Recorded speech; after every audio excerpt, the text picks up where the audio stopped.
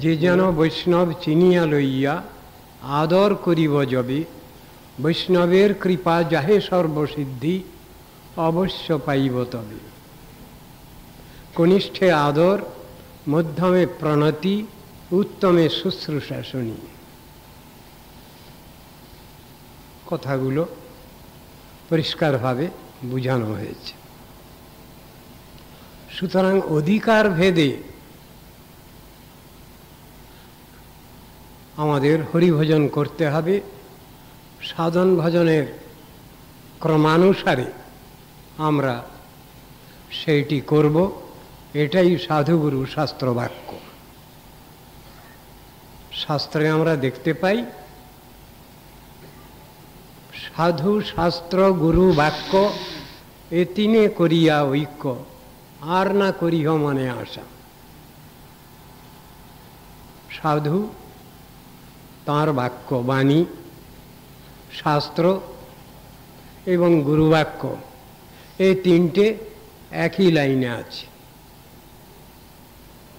এই তিনটি বিষয়েতে কোনরূপ ভেদ নাই, একই ব্যাপার। অর্থাৎ সাধু যা বলেন শাস্ত্র তাই বলেন, গুরু যা বলেন শাস্ত্র তাই বলেন।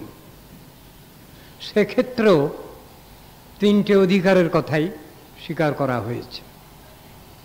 সব অধিকারীর জন্য সব শাস্ত্র নয়, বা শাস্ত্রের সমস্ত অংশ নয়। তাই কৃষ্ণদ্বৈপায়ন বেদব্যাসও সাত্ত্বিক, রাজসিক, তামসিক ভেদে ত্রিবিধ অধিকারীর জন্য শাস্ত্র প্রণয়ন করলেন, লিপিবদ্ধ করলেন। সেই কথা তাঁরই একান্ত শিষ্য শ্রীল সুখদেব গোস্বামী তিনি সেটা বর্ণনা করে গেছেন আমাদের কল্যাণের জন্য। সেখানেও অধিকারী ভেদ দেখা যাচ্ছে। সব জিনিসটা সকলের জন্য নয়। যার পেটের অসুখ হয়েছে তাকে নিশ্চয়ই খেচরান্ন, পুষ্পান্ন, পরমান্ন দেওয়া হয় না, তার জন্যে বার্লির ব্যবস্থা হয়। আবার যিনি অধিকারী যারা, তাদের জন্য সেটা পরিবেশন করা হয়।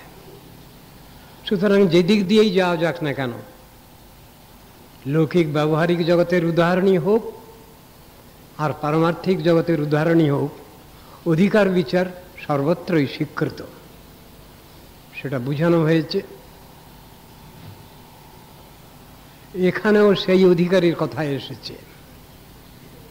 কোনো বিশেষ অধিকারী ব্যক্তি তিনি বিশেষ তত্ত্ব দর্শন বা বিশেষ রসের কথা আলোচনা করতে পারবেন, সেটা শাস্ত্র স্বীকার করেছেন এবং সেটা সর্ববাদী সম্মত সত্য। কিন্তু অধিকার বিচার ছেড়ে দিয়ে নয়, সেটা বলা হয়েছে। অধিকার বিচার সর্বত্রই সুরক্ষিত, সংরক্ষিত। শ্রীমান মহাপ্রভু এই জগতে নাম প্রেম বিতরণ করতে এসেছেন, কিন্তু তিনি কি বৈদিভক্তির কথা কিছুই বলেননি? বৈদিভক্তি ছাড়াই তিনি কি প্রেম ভক্তির কথা বলেছেন? বৈদিভক্তিকে অস্বীকার করে? নিশ্চয়ই নয়।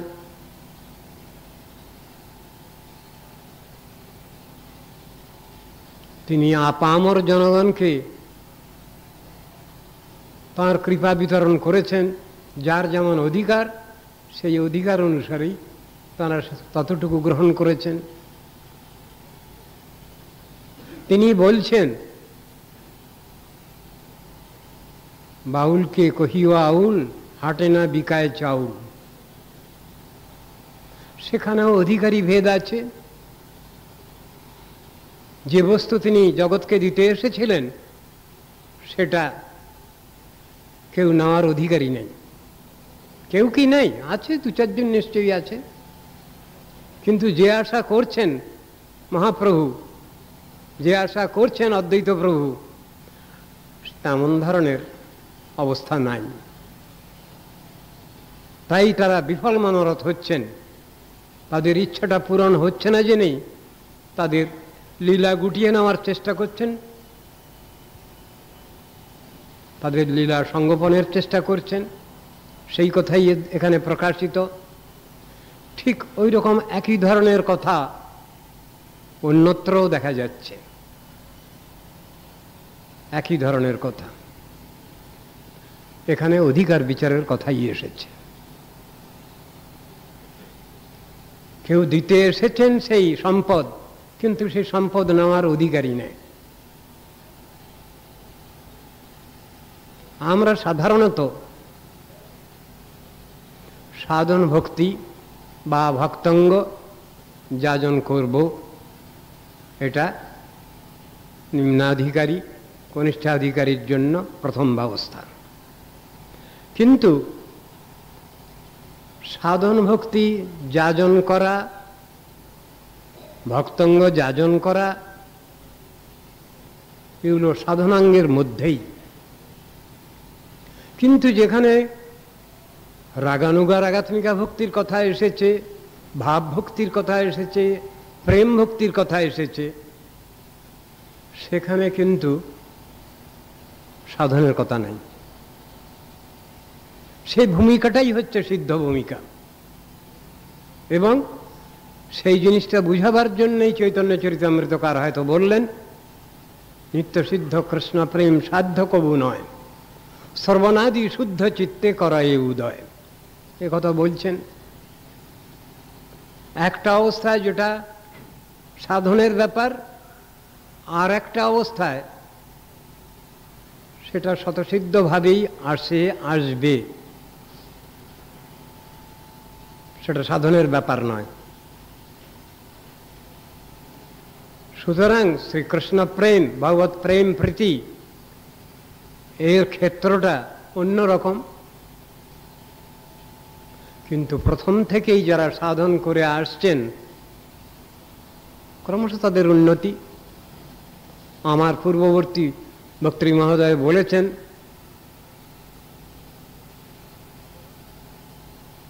যে ভগবান বা শ্রী নাম প্রভু অধিকারী ব্যক্তিকে অধিকার, যথার্থ অধিকার প্রদান করেন। কথাটা ঠিক।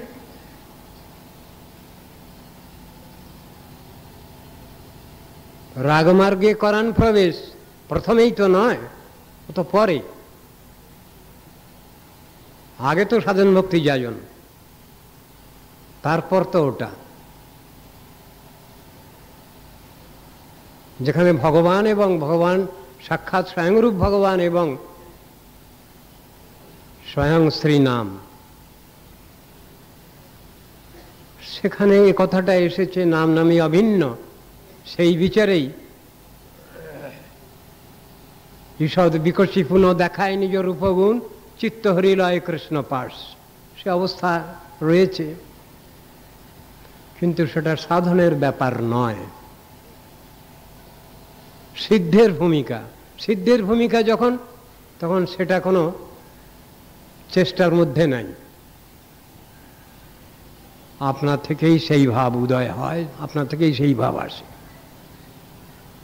সেটা তো প্রচার্য বিষয় নয়। সিদ্ধ ভূমিকার যে জিনিস, সেটা প্রচার্য বিষয় নয়, এটা অনুভবনীয়, অনুভব সিদ্ধ ব্যাপার।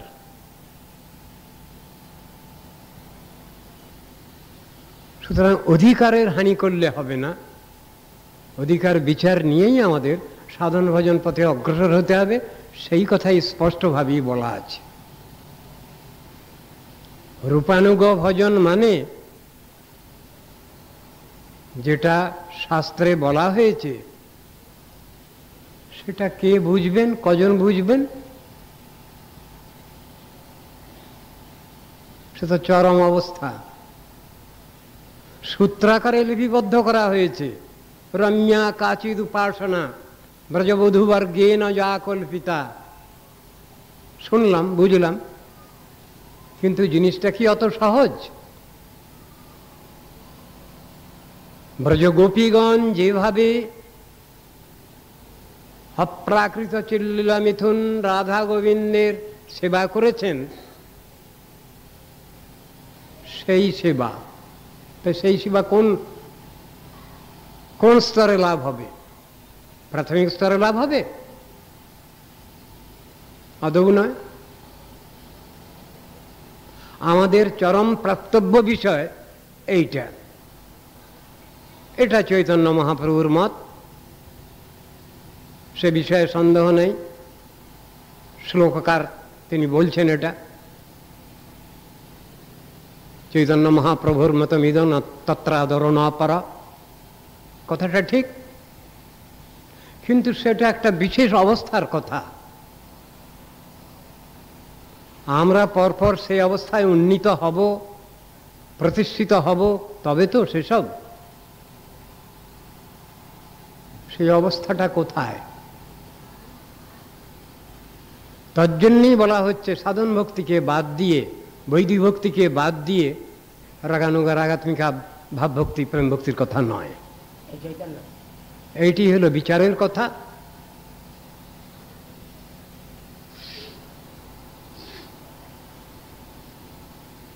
রূপ গোস্বামী, সনাতন গোস্বামী, ষড় গোস্বামী তারা যেসব কথাগুলো বুঝাতে চেয়েছেন, বলতে চেয়েছেন, অত্যন্ত উন্নত স্তরের কথা। তাদের অধিকাংশ গ্রন্থগুলোই উন্নত উজ্জ্বল রসের ব্যাখ্যা রয়েছে, কিন্তু ব্যাখ্যা পড়ে কি কিছু আমরা বুঝতে পারব? সেটা তো অনুভবের বিষয়। শাস্ত্রগ্রন্থ তো অনেক লেখা আছে, সেটা আমরা সবটা কি পড়ে নিয়ে আমরা অনুধাবন করতে পারবো? আর সে বিষয়ে কোনো বাস্তব অভিজ্ঞান লাভ হবে আমাদের? তা তো হয় না। গুরু তিনি শিষ্যকে উপদেশ করতে পারেন, কিন্তু শিষ্যের যোগ্যতা অনুসারে, তো যোগ্যতার বাইরে কিছু নয়। সে যদি নিতে পারে সেটা, ধরতে পারে যদি সেটা, বুঝতে পারে যদি সেটা, তার অধিকারে আছে যদি সেটা, তখন সে অধিকার। অযোগ্যকে যোগ্যতা দেওয়া এটা এক কথা, আর যোগ্যতা তার আছে তাকে যোগ্যতা দেওয়া এটা আর এক কথা। এক কথা নয়, দুটো। সাধন ক্ষেত্রেতে এই ব্যাপারটা আছে। আমরা সরস্বতী ঠাকুরের গুরুপাদ পদ্মের হরিকথা বক্তৃতার মধ্যেও এই জিনিসটা আমরা দেখতে পেয়েছি, বুঝতে পেরেছি। কথাটা কি? সাধন আর ভজন দুটো এক কথা নয়। সাধন মানেই একটা অবস্থা, আর ভজন মানেই আর একটা অবস্থা, সিদ্ধাবস্থা। সিদ্ধাবস্থা না হলে ভজন হয় না।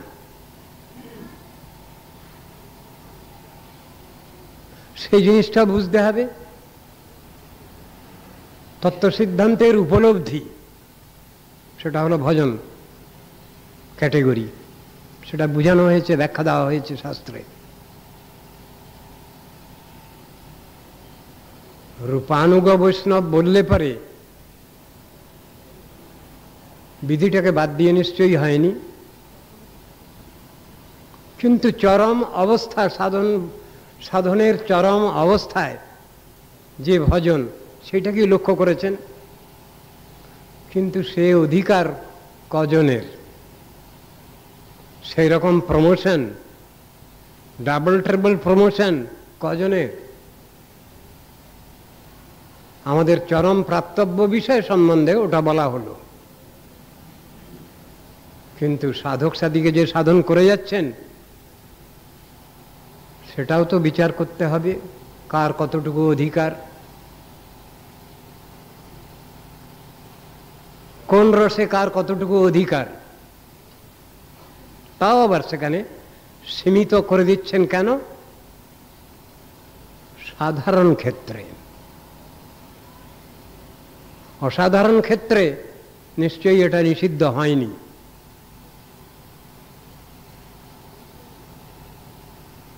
বিভিন্ন অধিকারীর ক্ষেত্রে এটা নিষিদ্ধ হয়েছে। আর যেখানে উন্নতাধিকারী ব্যক্তি পরস্পর বসে আছেন, সেখানে তারা সজাতিয়া সয়ে স্নিগ্ধে সাধু সঙ্গ শতবরে কথাটা আছে। সেখানে তুষ্যন্তি চ রমন্তি চ হতে পারে, তারা পরস্পরে নিয়ে আলোচনা করতে পারেন, ভাব বিনিময় করতে পারেন, সেখানে তো ক্ষতি নাই। কিন্তু সর্বসাধারণের অধিকার নেই, সেই কথাটা গোস্বামীগণও বলেছেন, শ্রীজীব গোস্বামীও বলেছেন, এই নিয়ে যথেষ্ট আলোচনা করেছেন।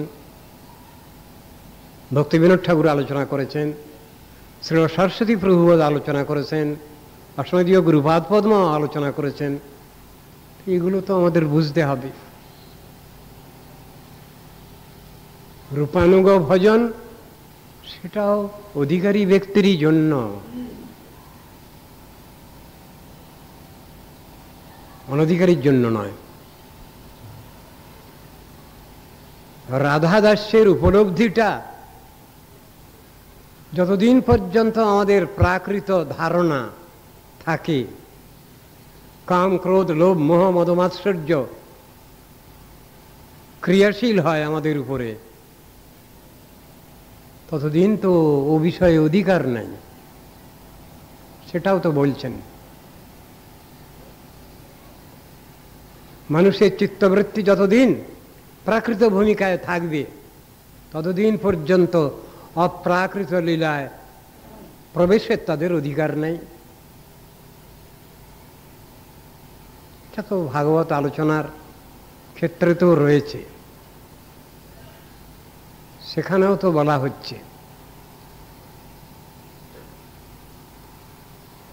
বুদ্ধিমান ব্যক্তি বুদ্ধিমান তত্ত্বদাচরে, কোনটা যেটা তার পক্ষে অধিকারোচিত ততটুকুই করবেন, তার বাইরে যাওয়ার ক্ষমতা নেই। শ্রীল সরস্বতী প্রভুপাদ তিনি যে দ্বৈত বর্ণাশ্রমের কথা, দ্বৈত বর্ণাশ্রম ধর্ম স্থাপনের চেষ্টা করেছেন, সেখানেও তো প্রথম মুখের বহু কাজ করেছেন তিনি। মহাপ্রভু রায় রামানন্দ সংবাদে যেখানে প্রথম আলোচনাটাই আরম্ভ হয়েছে বর্ণাশ্রমাচারবতা পুরুষে ন পরপ্রমাণ, বর্ণাশ্রম ধর্মে, সেখানেও বলছেন কি এহ হয় বলেছেন বর্ণাশ্রমাচারবতা। বর্ণাশ্রম ধর্মের কথা যখন বললেন তখন কি এহ হয় বললেন না এহ বাহ্য বলেছেন? বাহ্যই বলেছেন। শুদ্ধ বর্ণাশ্রমের কথা যেখানে বলা হচ্ছে বাহ্যই বলছেন, সেখানে ভক্তির কথা তো সেখানে আসছেই না, আর শুদ্ধ ভক্তি তো দূরের কথা। তা সব জিনিসের মধ্যেই অধিকার বিচার। রামানন্দ সংবাদেতে যে বিষয় আলোচনা হয়েছে উভয়ের মধ্যে, একজন শ্রোতা একজন বক্তা, প্রশ্নের উত্তরদাতা, সে তো সাধারণের আলোচনার অতীত।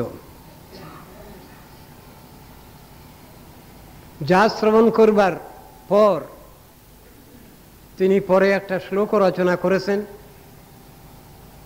শ্যামমেব পরং রূপং পুরী মধুপুরী বরা বয়ঃ কৈশোরকং ধেয়ম আদ্যৈব পরৌরস। তা আদ্যৈব পরৌরস, তাতে কার অধিকার, কজনের অধিকার? শ্রীমান মহাপ্রভুর সময় দেখা যাচ্ছে 3.5 জনের অধিকার ছিল, 3.5 জন। বলে সাড়ে কেন, আবার অর্ধেক কেন? সেখানে ছিলেন একজন শক্তি জাতীয়, তাকে অর্ধেক ধরা হয়েছে। রামানন্দের হয়েছে অধিকার, সকলের বেলায় তো বললেন না। স্বরূপ দামোদর, রামানন্দ রায়, সিকি মাহাতি আর মাধবী দেবী, এই তো 3.5 জন তার অধিকার। তাহলে মহাপ্রভুর এত ভক্ত ছিলেন, তাদের কারো অধিকার নেই? ওটা একটা নির্দিষ্ট একটা ব্যাপার, বিষয়। অধিকার ছিলেন, আরো অধিকারী ছিলেন, কিন্তু ওখানে বিশেষ বুঝবার বিষয়। ওই 3 জনকে একবারে স্ট্যাম্প লাগিয়ে দিয়েছেন, এরা 3 জন বিষয়, এবং ওদের সম্বন্ধে বিশেষ বক্তব্য আছে মহাপ্রভুর। সেই জন্যে 3.5 জনের কথা এসছে ওখানে। এছাড়াও যে আর অধিকারী ব্যক্তি ছিলেন না এমন না, ছিলেন, কিন্তু ওদের প্রতি বিশেষ দৃষ্টি, স্নেহ দৃষ্টি, সেই জন্য এই 3.5 জনের নাম উল্লেখ করেছেন ওখানে। তাহলে যদি এই রকম ধরনের সংখ্যা এই অধিকার লাভে, তাহলে কি করা হবে? এতই সূক্ষ্ম, এতই কম।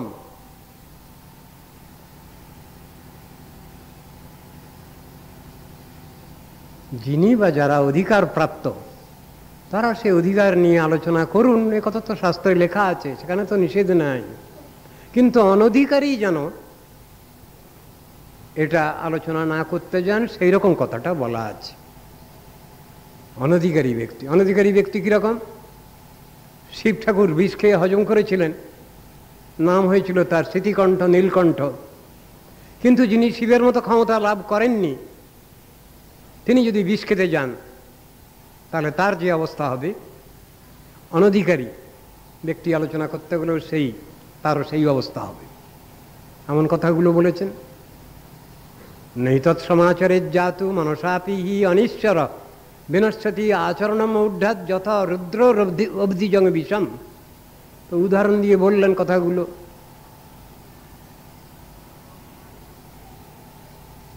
আবার গোপীগণের অধিকার নিয়েও তো আলোচনা এসেছে,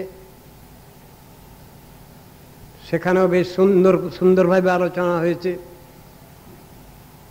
প্রেমৈব গোপরামানাং কাময়িত্বগমত প্রথম কথাটা এসেছে। গোপীগণের যে প্রেম, সেটা কাম, সেটা জড় কাম নহে, অপ্রাকৃত কাম। ওটা যদি উল্টিয়ে বলা যায় তাহলেও ভুল হবে না। কামৈব গোপরামানাং প্রেময়িত্বগমত প্রথম, এও যদি বলা হয় ভুল হবে না। বলা আছে প্রেমৈব গোপরামানাং কাময়িত্বগমত প্রথম বলা হয়েছে। আবার অধিকার বিচার যেখানে দেখাচ্ছেন শ্রীমদ্ ভাগবতে, সেখানেও বলছেন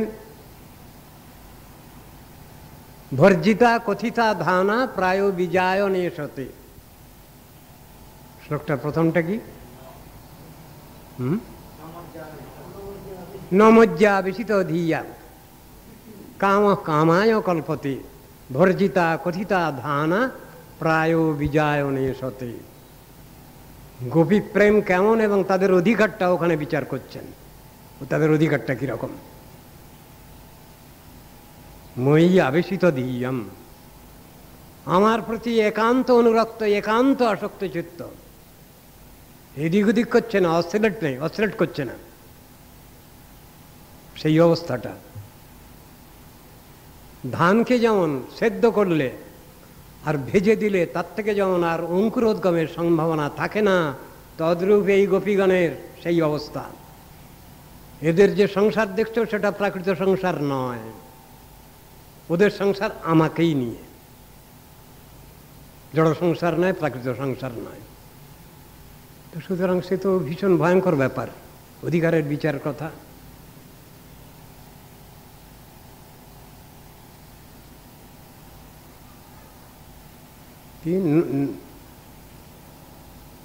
অধিকার ছাড়া কোনোটাই নয় সকলের। সুতরাং সকলের সবটাতে অধিকার নাই। তবে সাধন করতে করতে ভজনে তার আরো পরিপক্কতা আসছে এবং সেখানে তিনি অধিকার পাচ্ছেন। সকলেই পাচ্ছেন না, সকলেই পাস করতে পারছেন না। বহুতর ছাত্রছাত্রী ফেল করছেন। পাশ করা ছাত্রছাত্রী তো খুব কম, সাধক সাধিকা পাশ করা অনেক কম, পার্সেন্টেজ খুব কম। তো এই কথাগুলো বিচার করেছেন। সুতরাং সকলের পক্ষে সবটা না। যাদের প্রাকৃত জগতের কোনো মান অভিমান নাই, কাম ক্রোধ লোভ মদ মাৎসর্য নাই, ঈর্ষা হিংসা মাৎসর্য নাই, দম্ভ দর্প অভিমান অহংকার নাই, লাভ পূজা প্রতিষ্ঠা নাই, এইরকম ধরনের নিত্যসিদ্ধ ব্যক্তিগণের অধিকার গোপী প্রেম আলোচনা করা এবং গোপীগণের আনুগত্যে শৃঙ্গার রসে ভগবানের সাধনা, সেই কথা বলছেন। সুতরাং রাধাদাস্য তো সাধারণ জিনিস নয়। তাহলে রাধাদাস্যের হি ছাড়িব গোহি, তো রাধাদাস্য তো মুখে বললেই হবে না, সেটা তো ভয়ঙ্কর জিনিস। যেখানে বর্ণনা করা হচ্ছে রাধার দাসীর কৃষ্ণ সর্ববেদে বলে, কৃষ্ণকে না রাধার দাসী, ভয়ঙ্কর কথা। এসব জিনিসগুলো তো আলোচনা করেছেন শাস্ত্রে। ভব গরলখণ্ডনং মম শিরসি মণ্ডনম দেহি পদ পল্লবমুদারম, এই কথা ব্যাখ্যা করতে গিয়ে কবি জয়দেবকে হিমশিম খেতে হয়েছে। এ কথা সাধারণের ঠিক বোধগম্য হবে না, আলোচ্য বিষয় হবে না, কিন্তু লেখা আছে, দেখতে পাচ্ছি আমরা। অধিকার দিয়েছেন, কাকে কাকে অধিকার দিচ্ছেন? সকলকে অধিকার দিলেন কি? তা দেননি। যদি হরিস্মরণে কথাটা মধুর কোমল কান্ত পদাবলীম শ্রেণুতদা জয়দেব সরস্বতীম, এই যে কথা বলছেন, যদি তোমার তাতে অনুরাগ হয়, আগ্রহ জাগে, তাহলে তুমি জয়দেব সরস্বতীর এই পদাবলী তুমি আলোচনা করো, অনুশীলন করো। সকলের নয়, ওই রকম আগ্রহ যার আছে, ওই অধিকার যার এসেছে, তিনি আলোচনা করবেন। কতটা বলা আছে, কিন্তু সকলের জন্য নয়। চণ্ডীদাস বিদ্যাপতি রায়ের নাটক গীতি কর্ণামৃত শ্রীগীত গোবিন্দ, তো প্রভু এটা আলোচনা করছেন সব সময়। মহাপ্রভু তিনি রাত্রি দিনে এটা আলোচনা করছেন, স্মরণ করছেন। তো মহাপ্রভুর অধিকারে ওটা বলা আছে, সকলের অধিকারে বলা হয়নি। যাদের অধিকার আছে তাদের আছে। বিশেষ অধিকারীর জন্য এগুলো এগুলো কেউ পড়বে না, আলোচনা করবে না, এমন কথা নয়। যার অধিকার আছে তিনি আলোচনা করুন, এইটাই তো বলা আছে। যার অধিকার আছে তিনি করুন। যদি কেউ আলোচনা করেন, বুঝতে হবে তার অধিকার আছে। আর যার অধিকার নেই তিনি চুপ করে থাকবেন। তিনি প্রার্থনা করবেন গুরুবর্গের কাছে, গৌড়ীয় গোস্বামী বর্গের কাছে, আমি যদি কখনো অধিকার পাই, আমাকে যদি কখনো অধিকার দেন, তখন আমি দেখব। অধিকার প্রার্থনা করতে হবে। অনধিকারী ব্যক্তি তিনি অধিকার প্রার্থনা করবেন, একথা আছে। কিন্তু অধিকার না পেয়ে হবে না, গুরুর আজ্ঞা নিয়ে ওটা অধিকার আসে। প্রাকৃত সহজিয়া যাদ গোস্বামীরা হাটে ঘাটে মাঠে যারা করছেন, ওটা তো অনধিকার চর্চা। তারা আসল কথাটা মোটে বুঝাতেই চাচ্ছেন না। বিক্রীড়িতং ব্রজবধূ বিরিদঞ্চ বিষ্ণু শ্রদ্ধান্বিত অনুশ্রণীয়াত অথবর্ণায়জ্য, এই শ্রদ্ধান্বিত কথাটা ওরা বুঝতে পারছেন না। আর অনুশ্রণীয়াত, শ্রদ্ধান্বিত মানেই হচ্ছে ভগবানের প্রতি একান্তভাবে নির্ভরশীল, একান্তভাবে আশ্রয় করেছেন যিনি। এবং অনুশ্রেণীয়াত, গুরুমুখে শ্রবণ, পশ্চাৎ তদানুগত্যে কীর্তন, এই জিনিস বলেছেন। এটা তো প্রাকৃতিক সাহজীয় সম্প্রদায়, জাতি গোস্বামী সম্প্রদায়, এটা বুঝে না, এটা এদের মাথায় আসে না এটা। তাহলে তোমার জড়কাম দূরে যাবে। ভক্তিং পরাং ভগবতী প্রতিলভ্য কামম হৃদরোগম আশু অপহীনতি অচিরেন ধীর। হৃদরোগ মানে কাম, কামকেই বলে হৃদরোগ।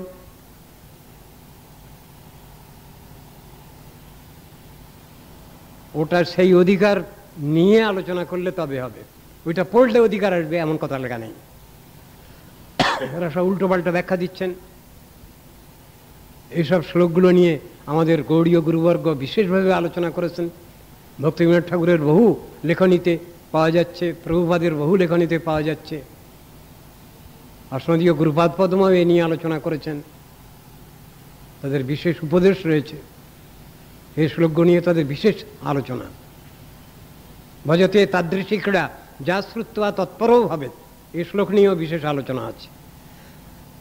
সেখানেও অধিকার বিচারের কথা আছে।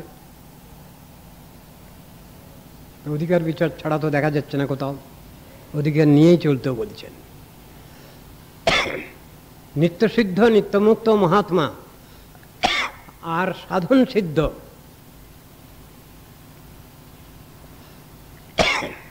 দুই ঠিক এক নয়। সেখানেও কিছু ভেদ দেখানো হয়েছে, পার্থক্য দেখানো হয়েছে। আবার যারা অধিকার প্রাপ্ত তারাই করছেন, সকলে করছেন না, সেখানেও অধিকারের কথা আছে। সকলকে সব কথা বলতে বলা হয়নি।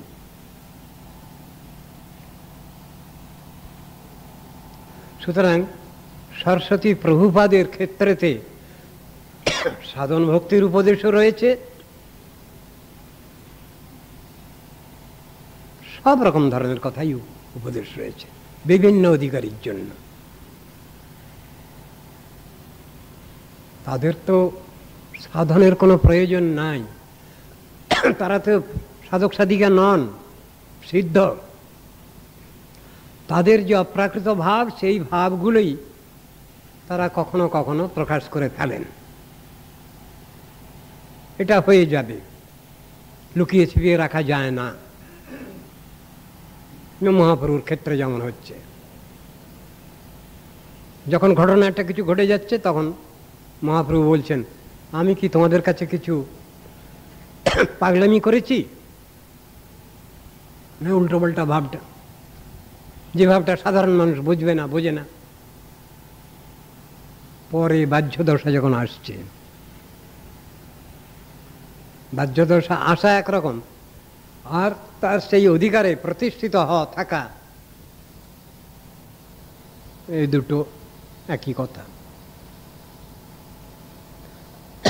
জড়াবস্থায়, বদ্ধাবস্থায় যে এই সব পার্থক্যগুলো, সেটা বরাবরই থেকে যাবে, কিন্তু মুক্তাবস্থায় ওটা নাই।